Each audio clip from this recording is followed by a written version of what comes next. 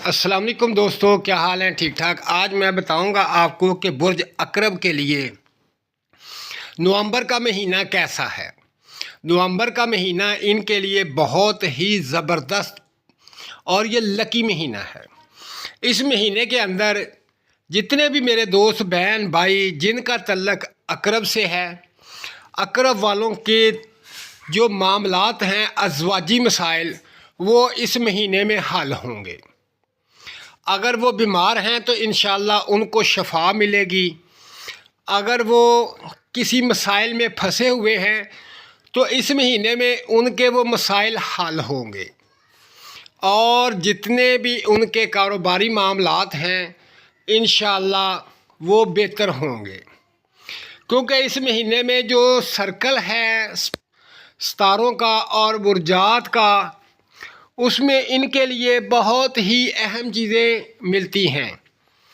سب سے پہلی بات یہ ہے کہ ان کے اوپر دولت بہت زیادہ آ رہی ہے، بہت زیادہ دولت کے معاملات ان کے بہتر ہو رہے ہیں، اور جو بیماری کے مسائل ہیں وہ بھی بہتر ہو رہے ہیں، اور ازواجی زندگی کے مسائل وہ تو لازمی حل ہوں گے، ہر حال میں حل ہوں گے، اور دولت جو ہے ان کی طرف بہت تیزی سے آ رہی ہے۔ کوشش کریں کہ یہ تھوڑی سی محنت کریں، کیونکہ ان کے اندر مستقل مزاجی کم ہوتی ہے۔ اگر وہ مستقل مزاجی سے کام کریں گے انشاءاللہ اس مہینے میں بہت زیادہ آمدنی آئے گی، بہت زیادہ فائدہ ہوگا، بہت کاروبار وسیع ہوگا ان کا۔ لیکن یہ کوشش کریں کہ اپنے تمام معاملات کو روٹین کے مطابق چلائیں، اور ایک بات کا خاص خیال رکھیں کہ عقرب والے جو لوگ ہیں وہ نومبر کے مہینے میں کسی کے اوپر اعتبار نہ کریں۔ یعنی کہنے کا مقصد یہ ہے کہ کسی کے لیے وہ اپنی ضمانت نہ دیں۔